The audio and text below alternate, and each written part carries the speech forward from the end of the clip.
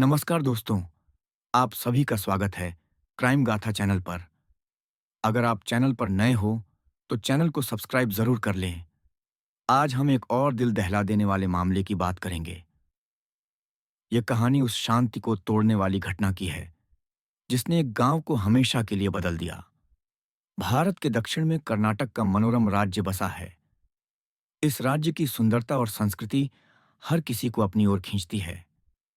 यह अपनी जीवंत नगरी, प्राचीन मंदिरों और हरियाली के लिए मशहूर है।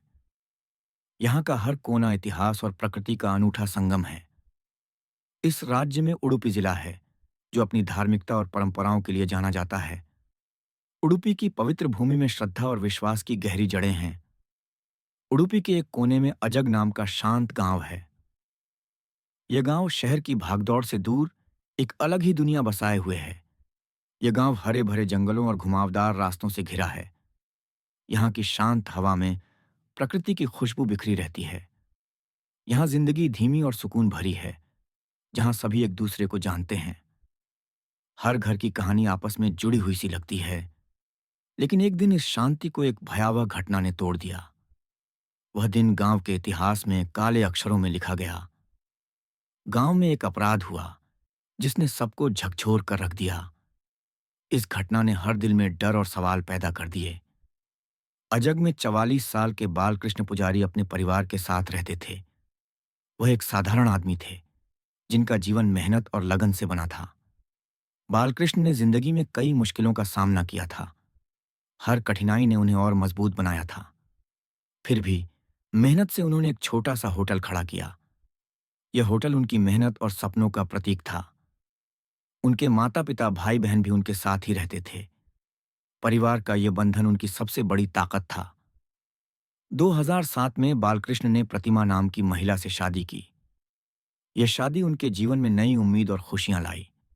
उनका परिवार न बहुत गरीब था, न बहुत अमीर। वे सादगी और संतुष्टि के साथ अपनी जिंदगी जीते थे।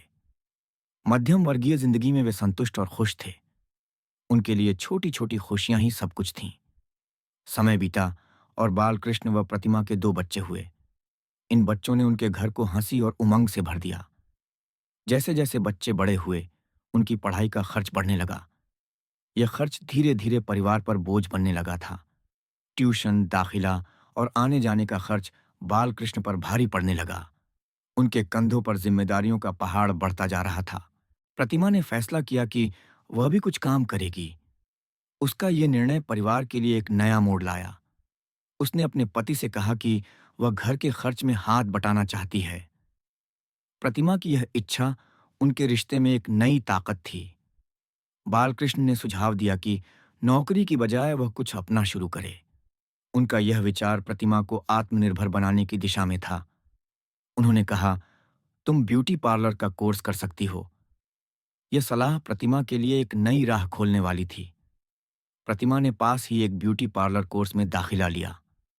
उसने मेहनत और लगन से अपने सपने को सच करना शुरू किया।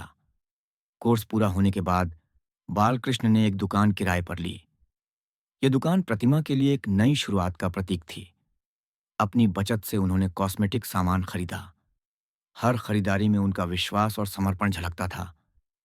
इस तरह प्रतिमा सिर्फ गृहिणी नहीं, बल्कि व्यवसायी भी बनी। उसका यह कदम परिवार के लिए गर्व का विषय था। पति से प्रेरणा लेकर उसने मेहनत की और ग्राहक बनाए। उसकी मेहनत ने धीरे धीरे उसे इलाके में मशहूर कर दिया।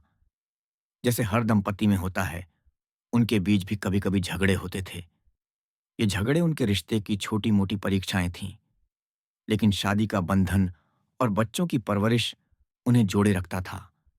उनका प्यार और जिम्मेदारियां हर तूफान को थाम लेती थीं। छोटे मोटे झगड़े कुछ ही दिनों में सुलझ जाते थे। प्रेम और समझदारी ने हमेशा उनके रिश्ते को बचाया। जब झगड़े नहीं सुलझते, तो प्रतिमा का भाई संदीप बीच में आता था। संदीप का हस्तक्षेप परिवार में शांति लाने का जरिया था। संदीप और बालकृष्ण की दोस्ती बहुत गहरी थी। उनकी यह मित्रता रिश्तों की एक अनमोल मिसाल थी। लोग उनकी दोस्ती को मिसाल के तौर पर देखते थे। उनका विश्वास और आपसी समझ हर किसी को प्रेरित करती थी। संदीप दोनों के बीच बात कर विवाद सुलझा देता था। समझदारी ने कई बार परिवार को टूटने से बचाया। समय के साथ बालकृष्ण और प्रतिमा की शादी 17 साल की हो गई। इन सालों में उन्होंने सुख दुख साथ में बांटे थे। लेकिन अगस्त 2024 में अचानक बालकृष्ण की तबीयत बिगड़ने लगी। यह बीमारी उनके जीवन में एक अनजाना तूफान बनकर आई। उन्हें बार बार उल्टियां और बुखार होने लगा। हर दिन उनकी कमजोरी परिवार के लिए चिंता बढ़ा रही थी। पहले परिवार ने इसे मौसमी बीमारी समझा। उन्हें उम्मीद थी कि यह जल्दी ही ठीक हो जाएगा। स्थानीय डॉक्टर से इलाज करवाया, लेकिन हालत सुधरी नहीं। छोटे मोटे उपचार उनकी तकलीफ को कम नहीं कर पाए। कभी बेहतर लगता तो कभी फिर से तबीयत खराब हो जाती। यह अनिश्चितता ने परिवार को गहरे डर में डाल दिया। जब यह बार बार हुआ तो परिवार ने गंभीर जांच का फैसला किया। वे अब किसी भी जोखिम को हल्के में नहीं लेना चाहते थे। वे बालकृष्ण को एक बड़े अस्पताल ले गए। यह कदम उनकी जिंदगी को बचाने की आखिरी उम्मीद था। वहां डॉक्टरों ने उन्हें आपातकालीन वार्ड में भर्ती किया। हर पल परिवार के लिए अनिश्चितता और डर से भरा था। कई टेस्ट हुए और पहले पीलिया का शक हुआ। डॉक्टरों ने उम्मीद जताई कि शायद यही कारण हो। डॉक्टरों ने दवाएं दी और खान पान की सलाह दी। परिवार ने हर निर्देश को पूरी तरह से माना, लेकिन कोई फायदा नहीं हुआ। उनकी हालत बिगड़ती गई। हर नाकाम कोशिश ने परिवार का हौसला तोड़ा। उस अस्पताल के डॉक्टर बीमारी का कारण नहीं समझ पाए। उनकी यह असमर्थता ने परिवार को और चिंता में डाला। आखिरकार उन्होंने बालकृष्ण को मंगलुरु के वेणलोक अस्पताल भेजा। यह अस्पताल उनकी आखिरी उम्मीदों में से एक था। यह अस्पताल उडुपी से करीब 35 मील दूर था। लंबी यात्रा के बावजूद परिवार ने हिम्मत नहीं हारी। वहां भी कई दिन इलाज चला, लेकिन कोई नतीजा नहीं निकला। हर दिन बिना जवाब के बीतना परिवार के लिए पीड़ा था। डॉक्टरों ने परिवार को कहा कि वे उनकी बीमारी नहीं समझ पा रहे। यह सुनकर परिवार का विश्वास डगमगाने लगा। उन्होंने सलाह दी कि उन्हें कहीं और ले जाया जाए। यह सलाह परिवार के लिए एक और कठिन यात्रा की शुरुआत थी। परिवार ने 4-5 अलग-अलग अस्पतालों में इलाज करवाया। हर अस्पताल में उम्मीद थी कि शायद अब जवाब मिले, लेकिन बालकृष्ण की हालत में कोई सुधार नहीं हुआ। उनकी तकलीफ परिवार के लिए असहनीय हो रही थी। कभी थोड़ा बेहतर लगता तो कभी फिर उल्टियां शुरू हो जाती। ये उतार चढ़ाव ने परिवार को मानसिक रूप से थका दिया। यह सिलसिला अगस्त से अक्टूबर तक चला। इन 2 महीनों ने परिवार की जिंदगी को उलट पुलट कर रख दिया। अक्टूबर में उनकी हालत थोड़ी स्थिर हुई। यह छोटी सी राहत परिवार के लिए बड़ी उम्मीद थी। 19 अक्टूबर 2024 को बेंगलुरु के एक अस्पताल से अच्छी खबर आई। यह खबर परिवार के लिए लंबे अंधेरे के बाद रोशनी थी। डॉक्टरों ने कहा कि बालकृष्ण अब स्थिर हैं और घर जा सकते हैं। ये सुनकर परिवार का हर सदस्य खुशी से भर उठा। उसी दिन परिवार 8 घंटे की यात्रा कर अजग लौटा। यह यात्रा थकान भरी थी, लेकिन खुशी ने सब भुला दिया। घर पहुंचकर सभी खुश थे कि बालकृष्ण ठीक हो गए। उनका घर फिर से हंसी और राहत से गूंज उठा। पिछले 2 महीने बहुत तनावपूर्ण रहे थे। हर दिन अनिश्चितता और डर ने परिवार को घेरे रखा था। 4-5 अस्पतालों के चक्कर ने परिवार को थका दिया था। उनके धैर्य और हिम्मत की कठिन परीक्षा हुई थी। न सिर्फ उनका परिवार, बल्कि रिश्तेदार भी चिंतित थे। हर कोई बालकृष्ण की सलामती की दुआ मांग रहा था। खासकर प्रतिमा का भाई संदीप बहुत परेशान था। उसके लिए बालकृष्ण सिर्फ जीजा नहीं, दोस्त भी था। जब उन्हें पता चला कि बालकृष्ण को छुट्टी मिली, तो सभी रिश्तेदार जश्न के लिए इकट्ठा हुए। यह पल परिवार और गांव के लिए उत्सव जैसा था। रात 8 बजे तक ज्यादातर रिश्तेदार उनके घर पहुंच गए। हर कोई बालकृष्ण की वापसी को खास बनाना चाहता था। कुछ रिश्तेदारों ने सोचा कि बालकृष्ण को देखभाल की जरूरत है, इसलिए वे रुकना चाहते थे। उनका प्यार और चिंता उनके इरादों में झलक रही थी। लेकिन प्रतिमा ने अचानक सभी को जाने के लिए कहा। उसके इस फैसले ने सबको थोड़ा हैरान कर दिया। उसने कहा, बालकृष्ण अब ठीक हैं, उन्हें आराम चाहिए। उसकी आवाज में एक अजीब सी जल्दबाजी थी। उसने सबको आश्वासन दिया कि चिंता की कोई बात नहीं, लेकिन उसके शब्दों में कुछ छिपा हुआ सा लग रहा था। रिश्तेदारों को प्रतिमा की बात माननी पड़ी। वे अनमने मन से, लेकिन उसकी बात को स्वीकार कर चले। एक एक कर रात 11 बजे तक सभी चले गए। घर अब खाली और शांत हो चुका था। सिर्फ संदीप रुका रहा। उसे अपने जीजा की चिंता थी। उसका मन उसे जाने की इजाजत नहीं दे रहा था। प्रतिमा ने संदीप से भी कहा, तुम भी अब घर चले जाओ। उसकी आवाज में वही जल्दबाजी फिर सुनाई दी। संदीप रुकना चाहता था, लेकिन प्रतिमा ने जोर दिया। उसके बार बार कहने पर संदीप को झुकना पड़ा। आखिरकार संदीप भी घर चला गया, लेकिन उसके मन में एक अजीब सी बेचैनी थी। रात 12 बजे तक प्रतिमा सो गई। घर में सन्नाटा था, मानो कोई तूफान का इंतजार हो। 20 अक्टूबर को सुबह 3:30 पर वह पानी पीने उठी। रात की उस गहरी खामोशी में उसका मन अशांत था। लौटते वक्त उसने बालकृष्ण को देखा और घबरा गई। उस पल ने उसके जीवन को हमेशा के लिए बदल दिया। बालकृष्ण की सांसें बंद थीं। वह बिल्कुल नहीं हिल रहे थे। यह दृश्य किसी बुरे सपने से कम नहीं था। प्रतिमा ने तुरंत अपने ससुराल वालों को फोन किया। उसकी आवाज में डर और बेबसी साफ झलक रही थी। रोते हुए उसने कहा, बालकृष्ण नहीं उठ रहे, जल्दी आओ। उसके शब्दों ने रात की नींद को चकनाचूर कर दिया। बालकृष्ण के माता पिता डर गए, क्योंकि वे उसे स्वस्थ छोड़ गए थे। उनके लिए यह खबर किसी वज्रपात से कम नहीं थी। प्रतिमा ने संदीप को फोन कर बताया कि बालकृष्ण हिल नहीं रहे। उसकी आवाज सुनकर संदीप का दिल धक से रह गया। संदीप ने और रिश्तेदारों को खबर दी। पलक झपकते ही गांव में हलचल मच गई। सुबह 4 बजे तक सभी रिश्तेदार वापस लौट आए। हर चेहरा गम और सदमे से भरा हुआ था। लेकिन इस बार उन्होंने बालकृष्ण को बेजान पाया। वह दृश्य हर किसी के दिल को चीर गया। एक स्थानीय डॉक्टर को बुलाया गया, जिसने उनकी मृत्यु की पुष्टि की। उसकी बातों ने परिवार की आखिरी उम्मीद भी तोड़ दी।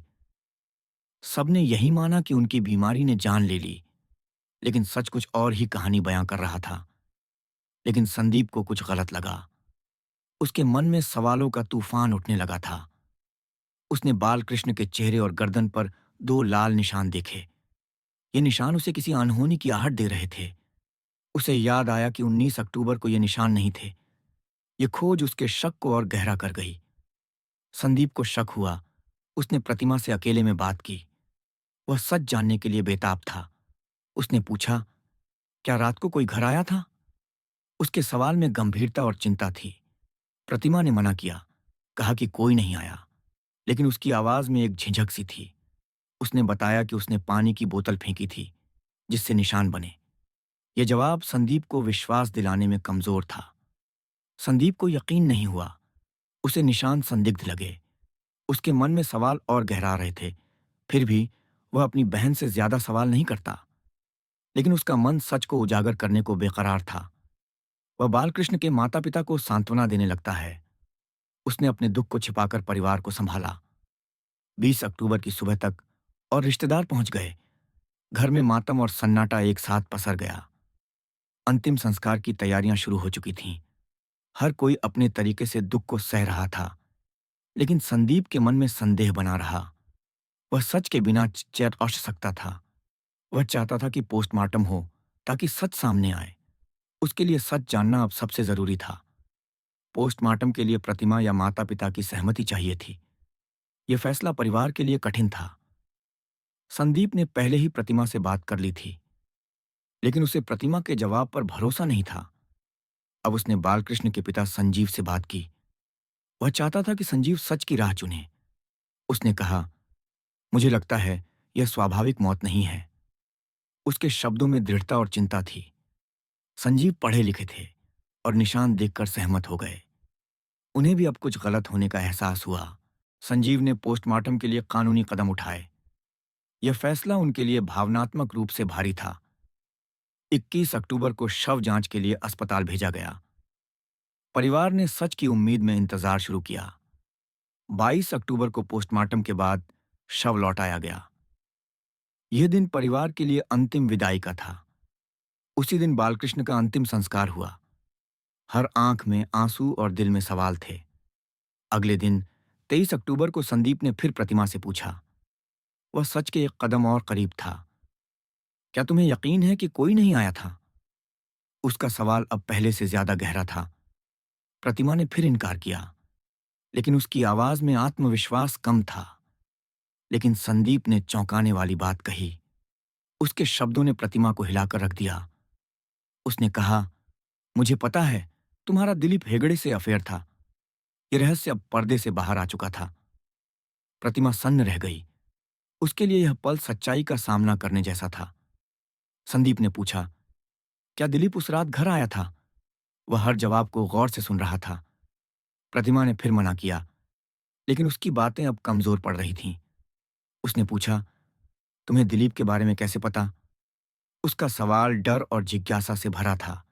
संदीप ने बताया कि बालकृष्ण ने उसे पहले ही बता दिया था। यह खुलासा उनके भरोसे की गहराई दिखाता था। दिलीप उडुपी के एक बड़े व्यवसायी का बेटा था। उसका नाम शहर में रुतबे का प्रतीक था।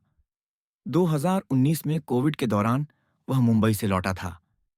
ये वापसी उसके जीवन में नया मोड़ लाई। लॉकडाउन में उसने सोशल मीडिया पर समय बिताया। वहां उसकी जिंदगी ने एक अनजानी राह पकड़ी।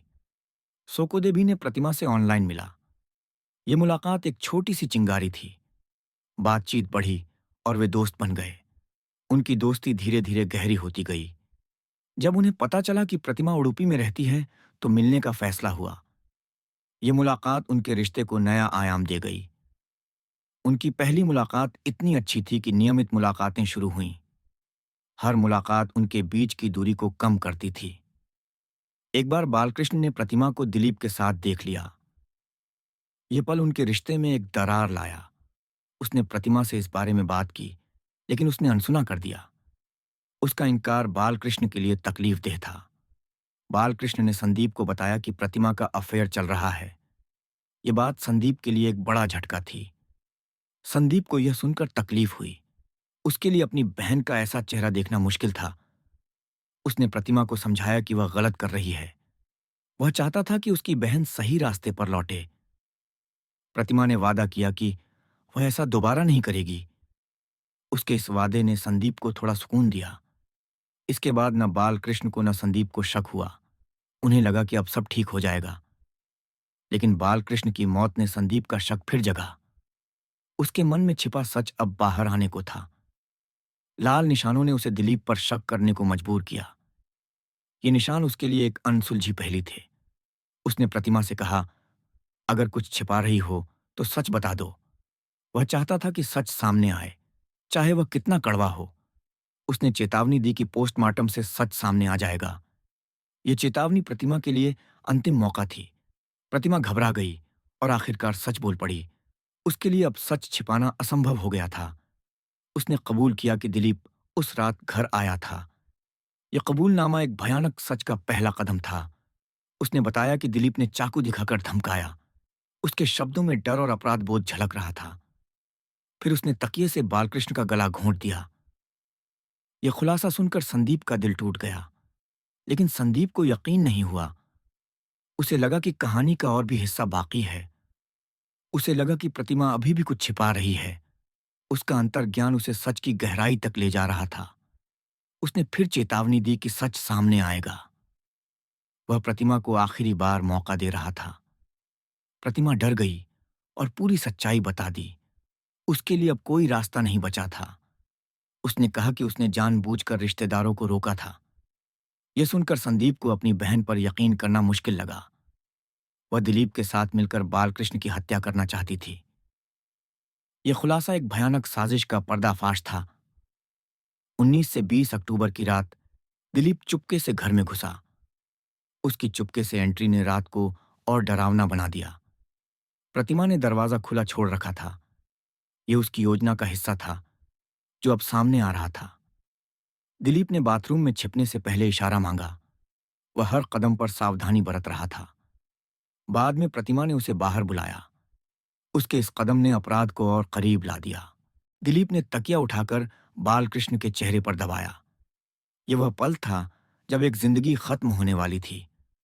बालकृष्ण ने होश में आने पर पूरी ताकत से संघर्ष किया। उनकी हर सांस अपनी जिंदगी बचाने की आखिरी कोशिश थी। लेकिन प्रतिमा ने उनके सीने पर बैठकर दिलीप की मदद की।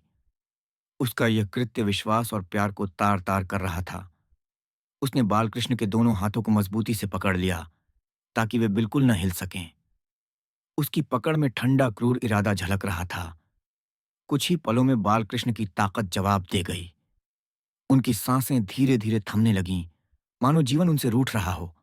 आखिरकार वे पूरी तरह शांत हो गए। वह शांति अब हमेशा के लिए थी, एक ऐसी खामोशी जो कभी न टूटे। दिलीप ने तकिया हटाया और उनकी सांस व नब्ज जांच की। उसकी आंखों में न पछतावा था, न डर, बस एक ठंडी संतुष्टि थी। पुष्टि होने पर वह चुपके से कमरे से निकला। रात का सन्नाटा उसकी चाल को और गहरा रहा था। उसने मुख्य दरवाजा खोला, अपनी कार तक पहुंचा और अंधेरे में गायब हो गया। उसकी कार की आवाज रात की खामोशी को चीरती हुई दूर चली गई। प्रतिमा ने दरवाजा बंद किया और अपने बिस्तर पर लौट गई। उसके लिए यह रात अब कोई आम रात थी, जिसमें अपराध का बोझ छिपा था। उसे यकीन था कि उसका भाई संदीप उसका साथ देगा। वह अपने खून के रिश्ते पर भरोसा कर रही थी, जो जल्द ही टूटने वाला था। लेकिन संदीप का मन कुछ और ही कह रहा था। वह अपने दोस्त बालकृष्ण के प्रति अपनी वफादारी को नहीं भूल सकता था। उसने चुपके से अपनी बहन की बातचीत रिकॉर्ड कर ली थी। यह रिकॉर्डिंग उसके दर्द और इरादे का सबूत थी। प्रतिमा को इस बात की भनक तक नहीं थी। उसकी अनजानी भूल अब उसे सलाखों तक ले जाने वाली थी। उसी दिन संदीप उस रिकॉर्डिंग को लेकर पुलिस स्टेशन पहुंचा। उसका हर कदम अपने दोस्त के लिए न्याय की मांग कर रहा था। उसने पुलिस को पूरी बात बताई और रिकॉर्डिंग सुनाई। उसके शब्दों में दुख था, लेकिन सच के लिए दृढ़ता थी। पुलिस ने रिकॉर्डिंग सुनी, लेकिन कहा कि वे पोस्टमार्टम की रिपोर्ट का इंतजार करेंगे। यह इंतजार अब सच और झूठ के बीच की आखिरी कड़ी थी। पुलिस की एक टीम तुरंत अस्पताल पहुंची, जहां बालकृष्ण का पोस्टमार्टम हुआ था। वहां का हर पल अनिश्चितता से भरा था। डॉक्टरों ने अपनी जांच पूरी कर ली थी और पुलिस को बताया कि बालकृष्ण की मौत स्वाभाविक नहीं थी। यह खुलासा एक बम की तरह था, जो सारी धारणाओं को तोड़ गया। उनकी मौत दम घुटने की वजह से हुई थी, यानी हत्या। इस सच ने हर किसी को हिलाकर रख दिया। अब पुलिस के पास दो सबूत थे, संदीप की रिकॉर्डिंग और पोस्टमार्टम की रिपोर्ट। ये दोनों सच को दुनिया के सामने लाने के लिए काफी थे। बिना देर किए पुलिस की एक टीम बालकृष्ण के घर पहुंची। उनके कदमों की आहट से घर का सन्नाटा टूट गया। प्रतिमा को उसी पल हिरासत में ले लिया गया। उसका चेहरा डर और पछतावे से भरा था, लेकिन अब कुछ नहीं हो सकता था। उसी दिन पुलिस ने दिलीप हेगड़े को भी गिरफ्तार कर लिया। उसकी गिरफ्तारी ने शहर में हलचल मचा दी। पूछताछ में प्रतिमा ने सब कुछ कबूल कर लिया। उसकी आवाज में अब वह आत्मविश्वास नहीं था, जो पहले हुआ करता था। उसने बताया कि वह दिलीप से प्यार करने लगी थी। उस प्यार ने उसे अंधा कर दिया था, जिसने एक परिवार को बर्बाद किया। वह दिलीप से शादी करना चाहती थी, लेकिन बालकृष्ण उनके रास्ते में थे। उसकी यह इच्छा उसे अपराध की गहरी खाई में ले गई। प्रतिमा ने बताया कि उसका भाई संदीप उसे तलाक लेने की इजाजत नहीं देता था। संदीप के लिए परिवार की इज्जत सबसे बड़ी थी, और बालकृष्ण, वह कभी तलाक देने को तैयार नहीं थे। उनका प्यार और विश्वास उनके रिश्ते को बचाए रखना चाहता था। एक दिन प्रतिमा ने दिलीप से अपनी इच्छा जाहिर की। उस पल ने एक खतरनाक साजिश की नींव रख दी। दिलीप भी उससे शादी करना चाहता था। उनकी यह चाहत उन्हें एक भयानक रास्ते पर ले गई। दोनों ने मिलकर बालकृष्ण को मारने की ठान ली। यह फैसला उनके दिलों में जहर की तरह फैल गया। उन्होंने इंटरनेट पर हत्या के तरीके खोजने शुरू किए। हर खोज उन्हें अपराध की गहराई में धकेल रही थी। आखिरकार उन्होंने धीमे जहर का रास्ता चुना। यह तरीका उन्हें सबसे सुरक्षित और छिपा हुआ लगा। उन्होंने ऐसा रसायन चुना जो बिना किसी शक के खाया जा सके। उनकी यह चालाकी डरावनी थी। यह रसायन स्कूलों और कॉलेजों में प्रोजेक्ट के लिए इस्तेमाल होता था, लेकिन उनके हाथों यह मौत का औजार बन गया। इसे पाना आसान नहीं था। यह चुनौती उनकी साजिश को और जटिल बना रही थी। दिलीप ने एक नकली छात्र आईडी बनाई। उसकी यह चाल ने सारी बाधाओं को पार कर दिया। वह एक ऐसे स्टोर पर गया जहां ऐसे रसायन मिलते थे। उसकी हर हरकत सोची समझी थी। उसने दुकानदार को बताया कि वह मेडिकल छात्र है और उसे प्रोजेक्ट के लिए रसायन चाहिए। उसकी नकली आईडी ने दुकानदार का भरोसा जीत लिया। दिलीप ने रसायन के लिए पैसे दिए और उसे अपने घर मंगवाया। यह कदम उनकी साजिश को हकीकत में बदल रहा था। जुलाई की शुरुआत में रसायन दिलीप के घर पहुंच गया। यह पैकेज उनके अपराध का पहला ठोस सबूत था। उसने प्रतिमा को रसायन सौंपा और कहा कि इसे हर दिन बालकृष्ण के खाने में थोड़ा थोड़ा मिलाना है। यह निर्देश एक जिंदगी को धीरे धीरे खत्म करने का था। प्रतिमा ने उस दिन से बालकृष्ण के खाने में जहर मिलाना शुरू कर दिया। हर चम्मच में वह अपने पति की सांसें चुरा रही थी। यह जहर उनकी किडनी और आंतों को नुकसान पहुंचाता था। उनकी तकलीफ धीरे धीरे असहनीय हो रही थी। उनकी तबीयत तेजी से बिगड़ने लगी। हर दिन उनकी जिंदगी एक कदम मौत के करीब थी। 2 महीने तक वे कई अस्पतालों में भर्ती रहे। यह समय परिवार के लिए अंतहीन पीड़ा का था, लेकिन प्रतिमा और दिलीप को डर था कि वे बच सकते हैं। उनका यह डर उनकी साजिश को और खतरनाक बना रहा। 19 अक्टूबर को जब बालकृष्ण को अस्पताल से छुट्टी मिली तो उन्हें बड़ा झटका लगा। यह खबर उनकी योजना को पूरी तरह बिगाड़ रही थी। प्रतिमा ने दिलीप से कहा कि अब और इंतजार नहीं कर सकते। उनके लिए समय अब सबसे बड़ा दुश्मन था। उसने सुझाव दिया कि बालकृष्ण का गला घोंटकर हत्या की जाए। यह विचार उनकी क्रूरता को नई ऊंचाई दे रहा था।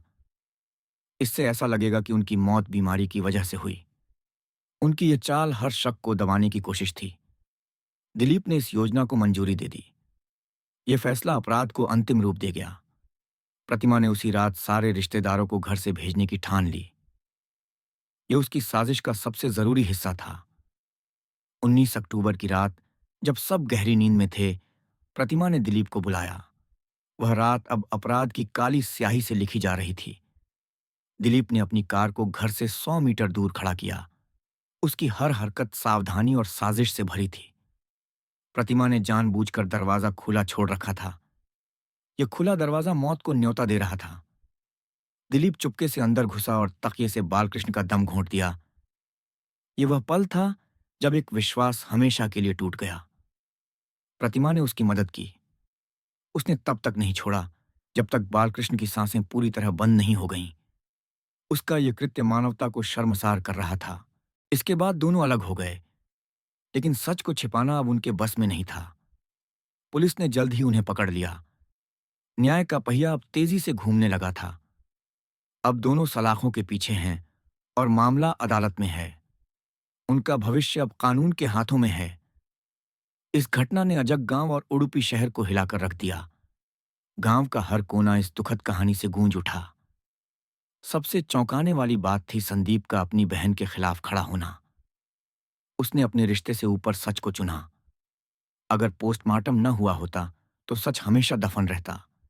यह सच एक परिवार की बर्बादी का सबूत था। संदीप जानता था कि उसकी बहन को जेल होगी, लेकिन उसने अपने दोस्त के लिए न्याय को प्राथमिकता दी। फिर भी उसने बालकृष्ण के लिए हिम्मत दिखाई। यह उसकी दोस्ती और नैतिकता की जीत थी। शायद उसकी और बालकृष्ण की दोस्ती इसके पीछे थी। उनका रिश्ता समय और परिस्थितियों से परे था। बालकृष्ण अक्सर कहते थे कि संदीप जैसा इंसान कोई नहीं। उनके ये शब्द अब संदीप के कदमों की ताकत बन गए। संदीप ने अपनी दोस्ती निभाई और एक मिसाल कायम की। उसकी यह हिम्मत हर किसी के लिए प्रेरणा बनी। इस तरह बालकृष्ण हत्याकांड का अंत हुआ। यह कहानी हमें विश्वास, विश्वासघात और न्याय की याद दिलाती है। दिलीप,